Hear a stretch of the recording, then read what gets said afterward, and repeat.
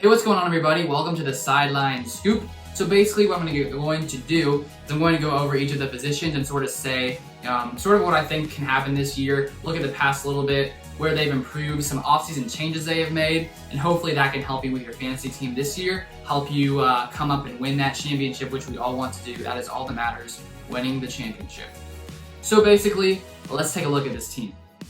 So last year, their offensive line was pretty bad. They were 31st, almost the worst in the league. So that is not going to be good for anyone on the team, not for the quarterback, not for the running back, not for the receivers. But good news, they added 4 offensive linemen in the offseason, one of which they selected in the first round of the NFL draft, which will be very good for Le'Veon Bell and Sam Darnold. I bet they are very happy right now for that addition. So I expect their offensive line to improve this year. You can't really get much worse than 31st in the NFL, so it seems to me that there's only one way to go, and that is up for them. So that is good for all of them.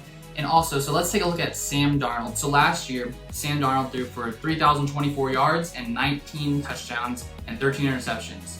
And last year, he didn't have an amazing year, but he was also battling mono. So hopefully this year, he will not be battling mono again. I'm guessing he won't, but you never know what can happen. But hopefully that will be something that he can, leave behind him. But I expect him to improve this year, as I talked about with the offensive line. So right now, Sam Darnold is being taken as the 19th quarterback.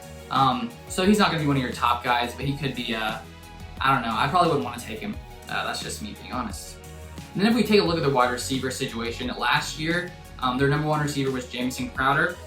Last year, let's take a look at his stats from last year. Let me scroll here. Scroll. I'm almost there.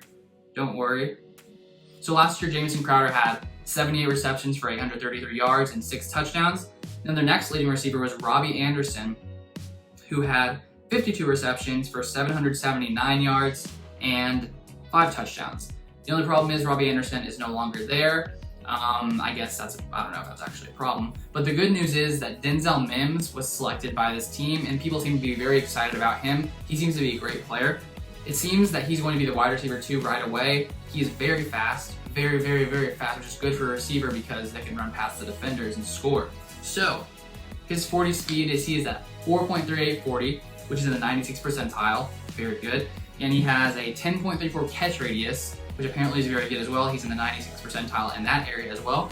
So I expect him to be very good this year. I think that he is going to replace Robbie Anderson and just help Sam Darnold out, especially with that deep threat, that deep speed he has. And I also I feel like Jamison Crowder will probably do the same as last year. I don't really know. I wish I knew the future. Unfortunately, I don't. But from what I'm looking at, it seems to me that he's going to have a similar situation this year. So I expect him to have similar numbers. We shall see. I think that especially with this new offensive line and with Sam Darnold coming back, hopefully becoming better this year, I expect him to become better. Sorry, my dog is barking.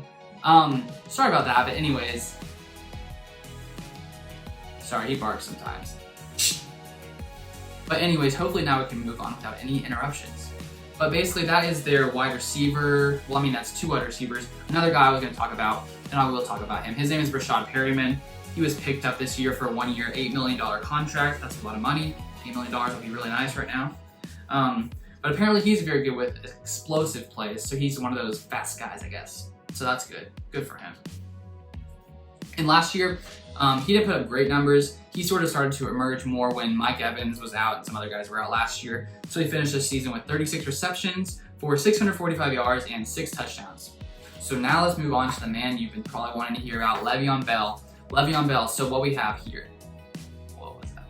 Okay, so Le'Veon Bell did not do great last year. He went from the Pittsburgh Steelers to the Jets, had a terrible year, but I think one of those reasons is because of the offensive line. They're not very good, and hopefully this year, with that improvement on the offensive line, they should be better.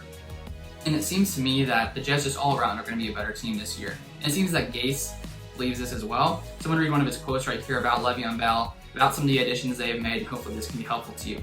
So he says, "You've got tight end Chris Herndon back, you've got tight end Ryan Griffin. You've got some guys who can do some different things there and stretch the field vertically.